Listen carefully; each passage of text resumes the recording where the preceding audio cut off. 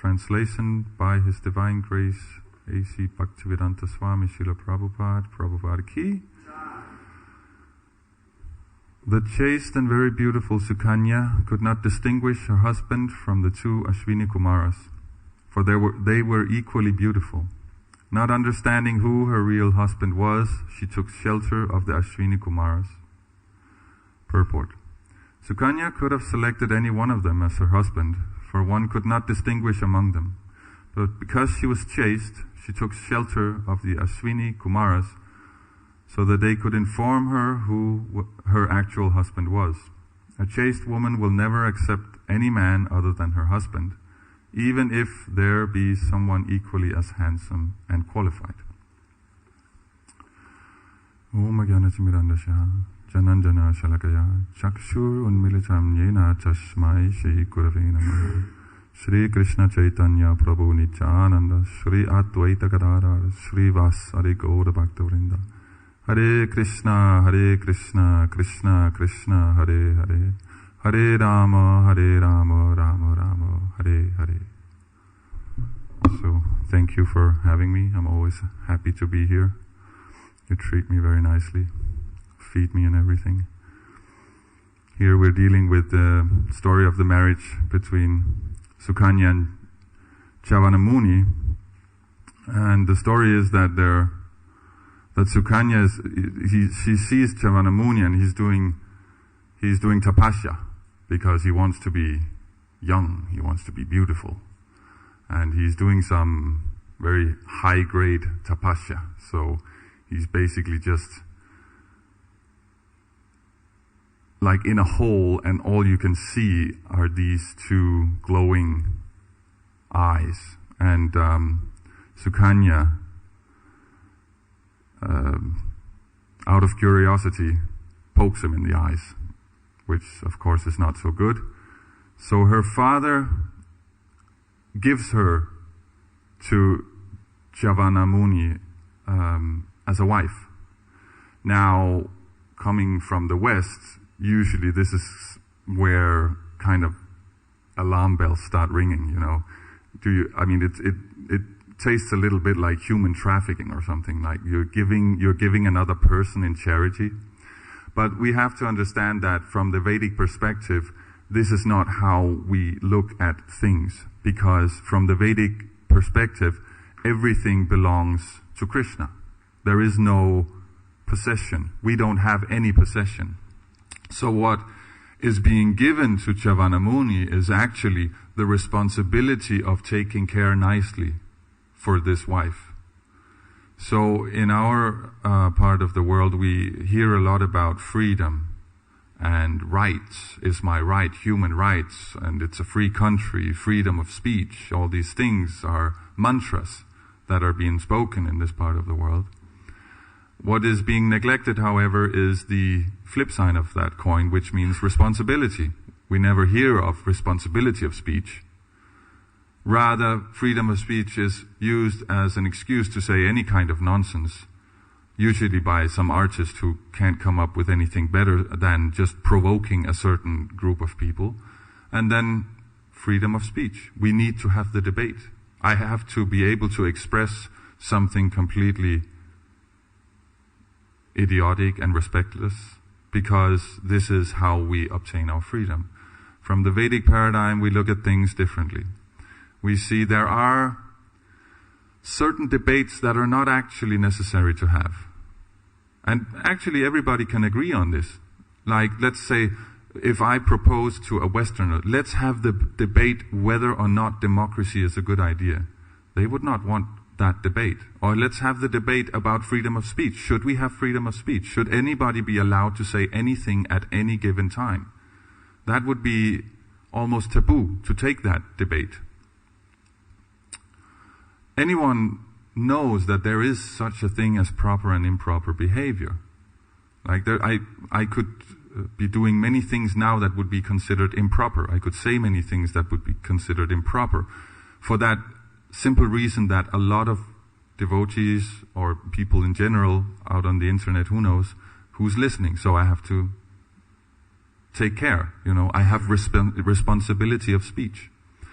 And the seeming paradox is that that actually is where freedom comes from.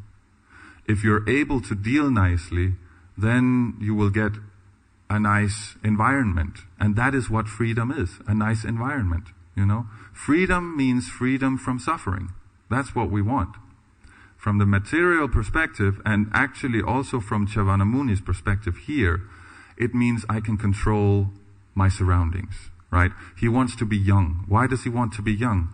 Because the young women, they like it, you know. So then I will be liked and it will be nice, you know. So if I can control my bodily situation, if I can control my situation around me, that will be nice for me.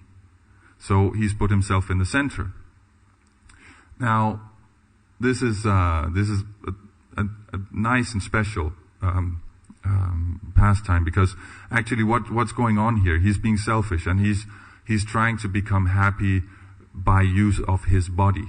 But what do you attract with your body? You attract the senses, because they are what is interacting with the body. So it's not actually very progressive in terms of spiritual advancement when we are attracting each other through making the body beautiful. Then that is where the consciousness will be directed. So it's not exactly very advanced. It's not exactly very spiritual. But what happens here is that he ends up with Sukanya, who's a very, very chaste woman and who doesn't actually care for that. She cares for her duties as a wife. And that is actually what will make the relationship work.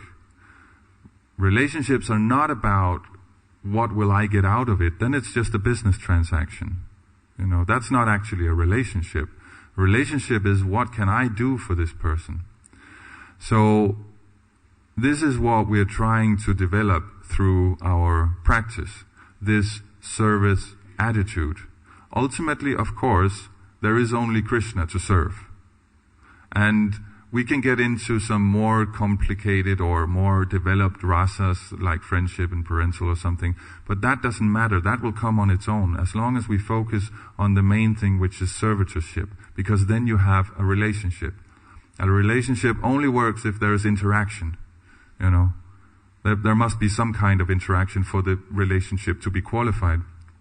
And that interaction will work on one of two premises. Either what can I get out of it, or what can the other person get out of it. You know, there must be some result, otherwise there will not be any activity.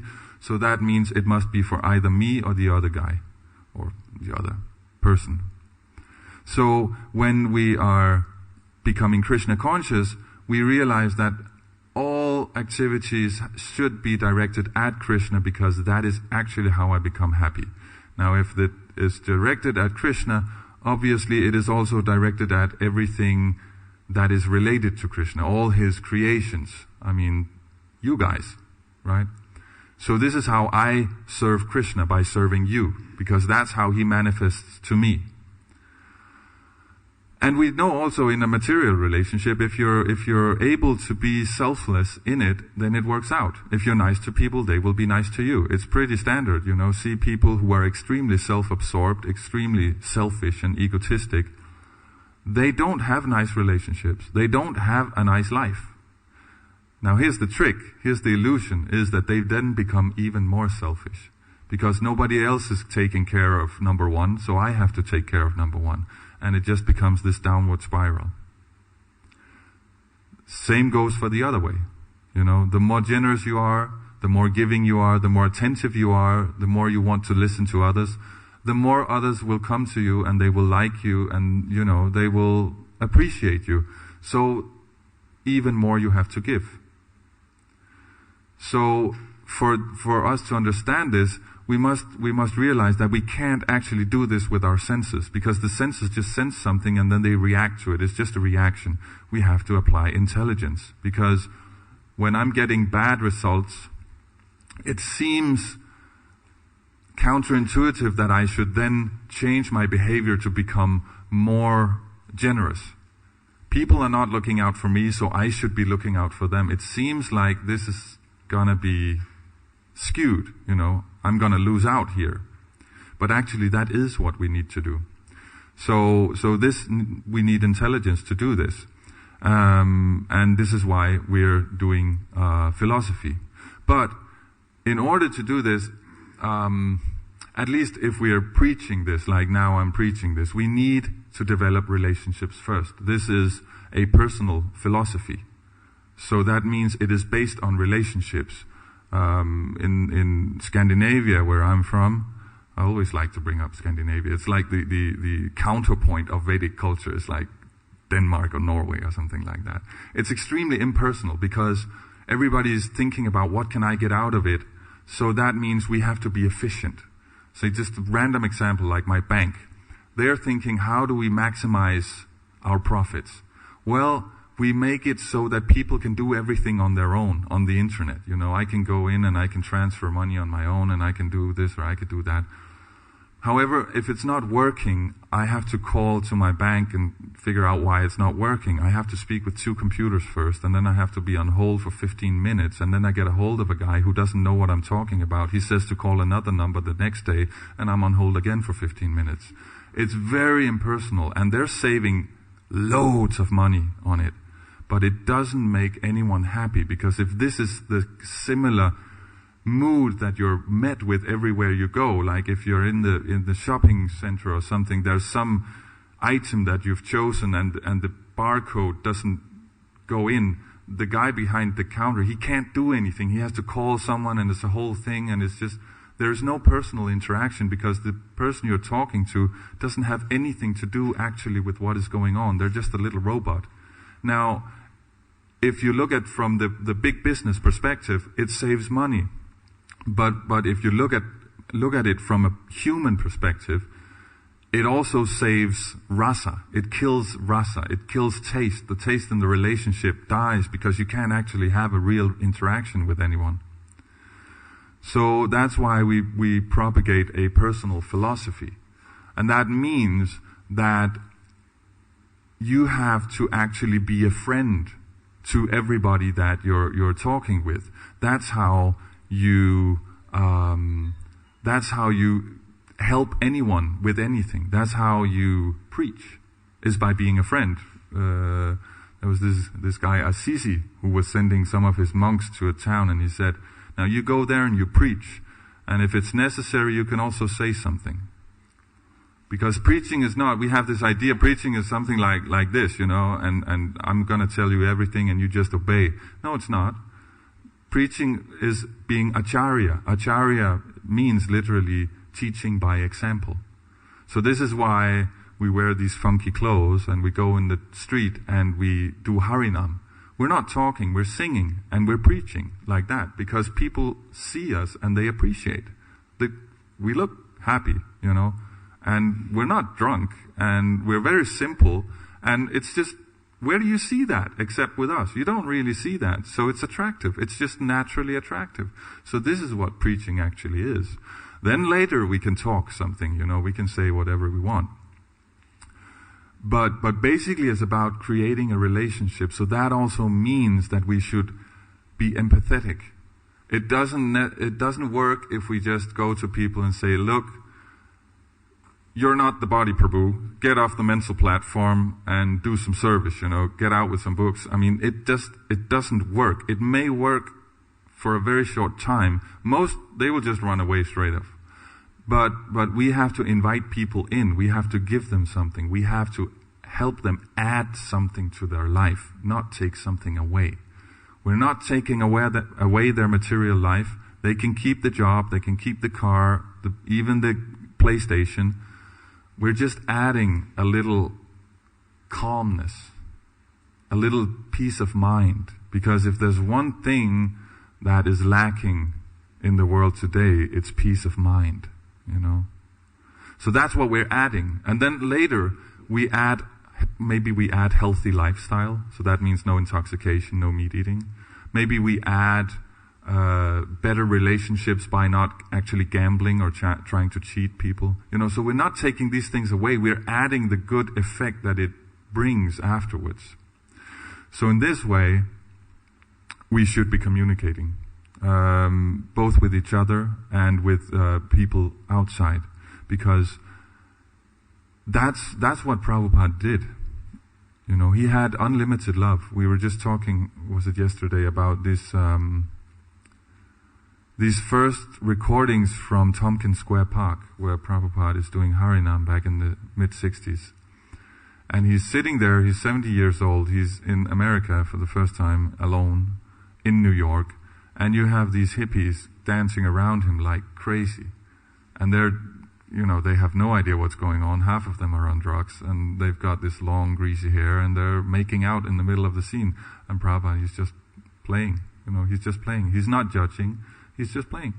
And then afterwards, he brought them back, you know, and gave them prasad and spoke a little, whatever they could deal with, you know, whatever was not too heavy for them. And that's how this whole movement was built. This is like becoming a world religion now, and we have centers all over the world, and that's how it was built, through mercy, through love. Not through tattva, not through philosophy, not through superiority or cleanliness or steel sadhana. No, through love.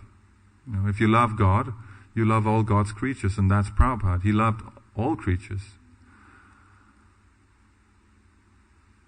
So this is the mood we're trying to develop. And this is, this is what, like this ninth canto is, the main theme is liberation, and this is what will eventually liberate us, because everything else is what we call sakam, with lust, with a personal objective or a motive. And this is what Chavanamuni is out to get here. He's trying to become beautiful because then everybody will like him. And finally, the final conclusion always is it doesn't work, because more just wants more. The senses are never satisfied, and as soon as the senses leave the sense object, the experience is over. With emotions, they can last a little longer because you can replay them in your mind and then retaste a little bit of it. If you're actually arranging your life according to Dharma, you will get some good results which will make your life actually quite nice by material standards. But it doesn't really work out in the end anyway, because you will become attached, of course. And anything material is temporary. It doesn't matter if it's a relationship or a car or a television program, whatever it is, it will end. It will all end. So if you're attached to it, you will suffer in the future. Now that's not what we're about. We're about eternal happiness. And that's the fun part about actually when we are able to separate love from lust. Because that's actually the confusion. That's the illusion that we're under. That lust is actually somehow love.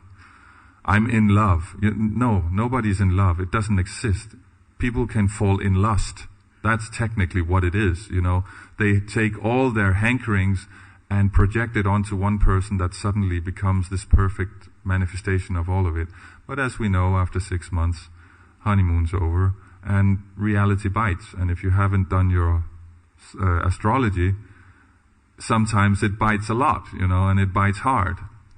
And then you have to deal with that because you went into it thinking, what can I get out of it? And that will always bring pain. If you go into it thinking, how can I contribute? How can I serve in this capacity? Then it might work out. And that's why we're seeing here that Sukanya is doing pretty good, because she's not actually concerned about herself. So, in our part of the world, this would be kind of provocative. Like, she's being given, like, as a gift, and then, but that's because we have this, idea of equality, being equality of the body. However, the problem is that the body of the man and the body of the woman, they don't actually function in the same way. Similarly, the subtle body of the man and the subtle body of the woman don't actually function in the same way. So because of so much feminism and stuff like that, we've now raised our girls to act similarly to men, because men should not dominate over them, and they shouldn't, of course. It comes from a nice sentiment because nobody should be exploited, of course, but it would be better if the men just did not do the exploiting in the first place. Because what happens is when the woman takes over, her subtle body is not actually so equipped to deal with that, and it becomes a problem. What happens is that women have a tendency to identify with everything. Men have a tendency to identify with something specific. So that means the false ego or the identification of the woman is bigger than the man's, but the man's is stronger. Now there are good things and bad things about each of them, but it just means that we have to deal with them differently if we want to get the best result. If you see a Formula 1 driver, his false ego is completely directed at getting this car around this bend. There's nothing else in existence. There is only the steering wheel, the car, the curb. That's it. And if another car comes, that may interfere, but that's what he's dealing with. And that means it's a false ego, and it's a strong false ego, but it means he will be successful. So you can engage your false ego in service to Krishna, and then it will be effective. The female false ego works in a different way. She's identifying with everything that's going on. So that's why usually you would see a female living on her own. It's usually pretty nice. The drapes, and you got the matching china, and the table, and everything is nice and clean, and it's good, because otherwise she would get disturbed, because the false ego is identifying with everything that's going on. The man who lives alone, very different story. You got pizza boxes, old socks, you got magazines, everything's everywhere. And he really doesn't care. He actually doesn't even notice. Why? Because he's on the computer, That's where his attention is directed. Everything doesn't exist. And that's also why it's intelligent for a young man to become a brahmachari, because what you do is you just take all that crap he's not noticing anyway, and you just throw it out. And then you can have 20 young men living in the same room without any real problem. You try that with 20 women, you have a cat fight in 30 seconds. Because where's everything going? Should we have these drapes, or what pictures should we have on the wall? It's going to be a whole trip, And it's not that one is better than the other. It's just different. So if we know how to deal with it, we deal nicely. We get good results. If we don't know how to deal with it, we're going to have a bad time. It's as simple as that. So that's why feminism actually doesn't work. It's actually against women, because they're saying that the feminine nature is no good. You have to adopt the male nature, but you can't actually let go of the feminine nature. So now you have to do everything. So we're limited. We have a limited capacity. God is not, He's unlimited. Great. We're limited. We only have so much we can focus on. So that's actually very unfair to the female gender, that they should be doing everything. We know from the Western world you have to have perfect kids, career, you have to look good, the home has to be like taken out of a magazine. Nobody can do that. These people who do that, they don't exist. Jai Shri Shri Radha Gokula Nanda ki, Jai Shri Shri Ram, Sita Ram Lakshman Hanuman ki, Shri Gaura Nikataya ki. So, that is why we're proposing in the Vedic that we just do things simply. Because this is a material world. It's not meant for our enjoyment. Enjoyment only comes, in the true sense of the word, from spiritual enjoyment. I mean, there is only enjoyment in your consciousness. There is not enjoyment in your car. It doesn't matter how nice the car is. The car is not enjoyment. You have some idea of this car will make me popular, or it'll get me somewhere very fast, and that will generate some enjoyment in your consciousness. But it only happens in your consciousness. So we can actually arrange our life pretty much however we want, as long as we do it according to our nature. Now you have masculine and feminine nature, that's one thing, but then you also have Varna nature. We have this concept called Varna Ashram, 4 Varnas and 4 Ashrams. Varna just means your occupation. You have to have a job so you can maintain yourself. You have 4 different types of nature. You have just a regular guy. You have a job, you do your job, you go home, kiss the wife, Haribol. Then you have a businessman who is very into expansion and growth, and he wants to make things that are expanding, like a businessman or a farmer. And then you have an administrator or like a leader type, he wants to make things work and he wants to make sure everybody can do their thing properly. And then you have the intellectual. That's basically your 4 different types of mentalities that you have. So usually we say that the women are in their own category because naturally a woman is more dependent because this false ego is working like it is. So there's more use for some stability, some emotional support. But actually, you can look at it from a different angle, because if you see the Brahmana in the Varna category, what is exceptional about the Brahmana is that his occupation and his spiritual activity is the same. The others, they have a job, they maintain a job, and then they have a spiritual practice on the side. Or, of course, it should be dominating, but then the job should be supportive. But it's only indirectly spiritual. Whereas the Brahmana, his activities are spiritual. I mean, doing arati, or making sacrifices, preaching, giving classes. These things are Brahminical activities, and they are also spiritual activities. So there is a complete seamless transition from his material life to his spiritual life. This makes it very simple. It's the same case for the woman, because her sphere of activity is the family and the home. If we take a career woman, mentally, that job and that career will be an expansion of the home. She is expanding her home into the career, and it may work very nicely because she treats, if she has employees, she treats them like family. It has to be nice. Are you okay? And let's put a flower here and all that. It's nice. Whereas the man leader, he would be focusing on the bottom line, right? Are we making money? So it may work out. But anyways, the woman's world there is a seamless transition from the material to the spiritual, which is unique, except for the Brahmana.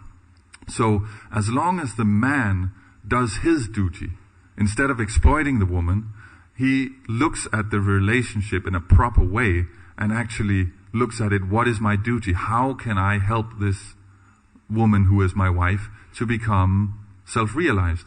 Then it will be very, very simple and easy for the woman to actually make spiritual progress.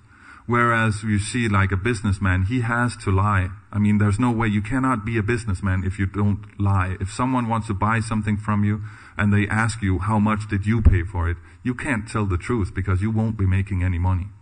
So it's an embedded activity in Vaishya activity to actually lie.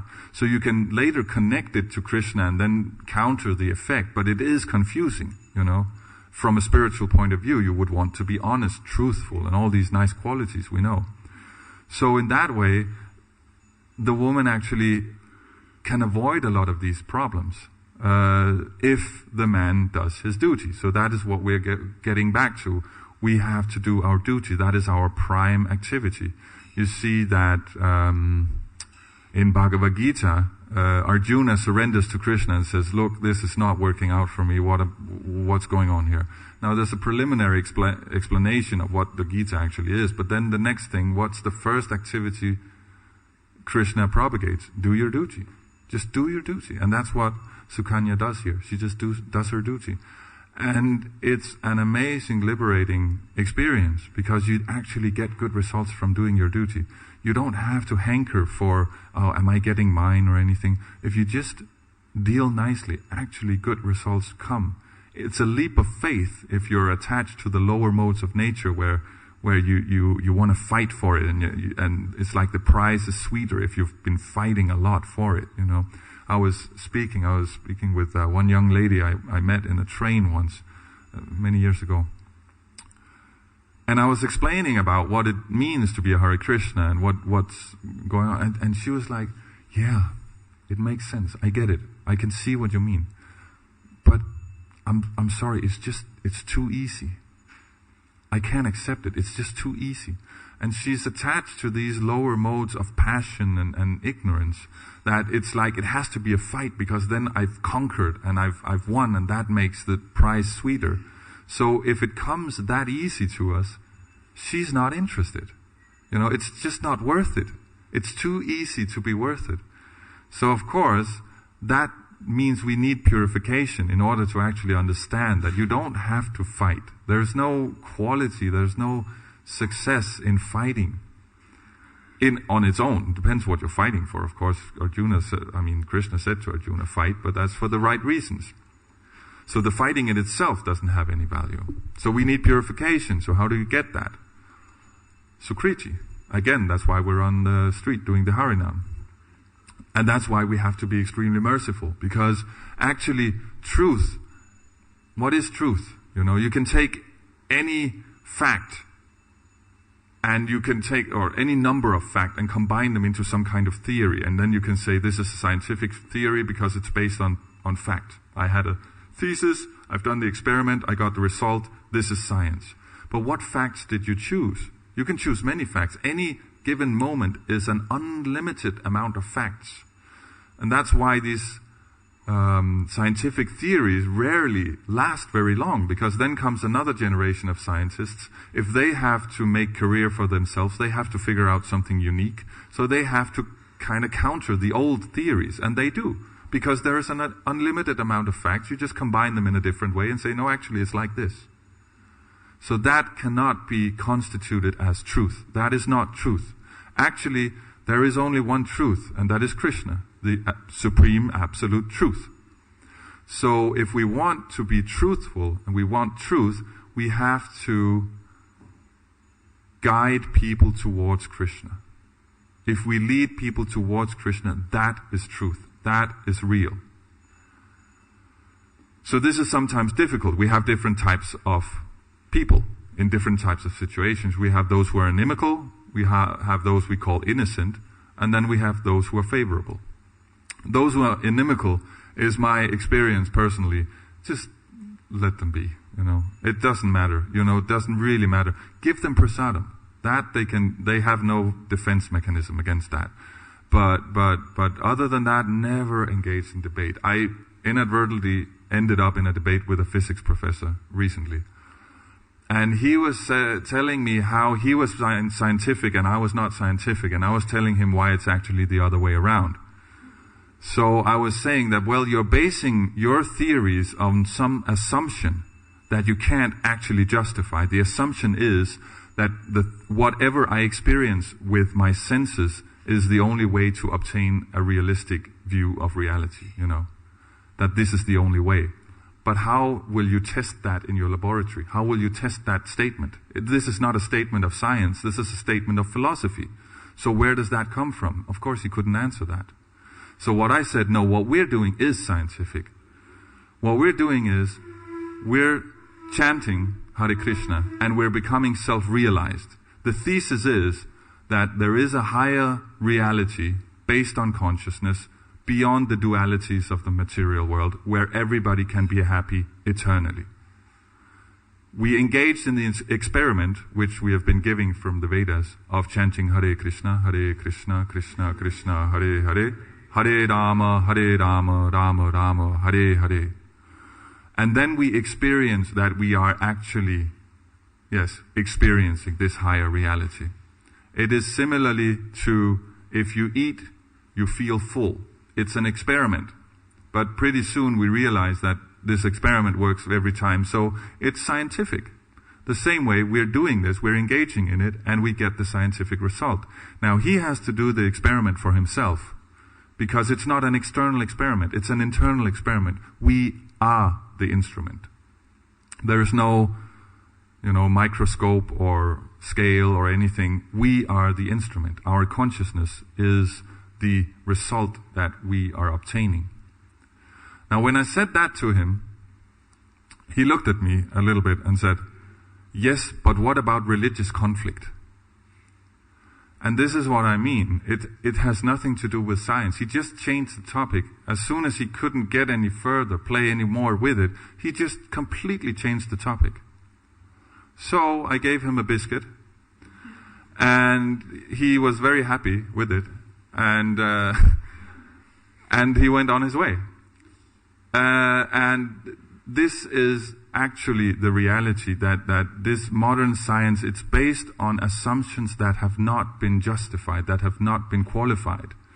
This actually has, because literally billions of people, the last many thousands of years, have been using these exact texts to obtain self-realization.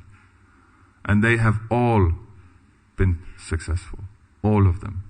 We have devotees who have left this movement, who have stopped chanting, but I have yet to hear one of them claim that it doesn't work. Even those who are not chanting anymore, who are leading, again, have fallen into the material life and all that, I've never heard anyone say it doesn't work.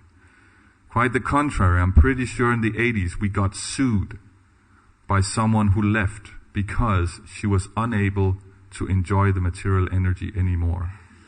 She actually sued ISKCON because she could not return, because she had gotten this higher taste and it was impossible for her to get anything from the material energy. So this is scientific. It works. It doesn't matter who you are, doesn't matter where you are, doesn't matter when you are.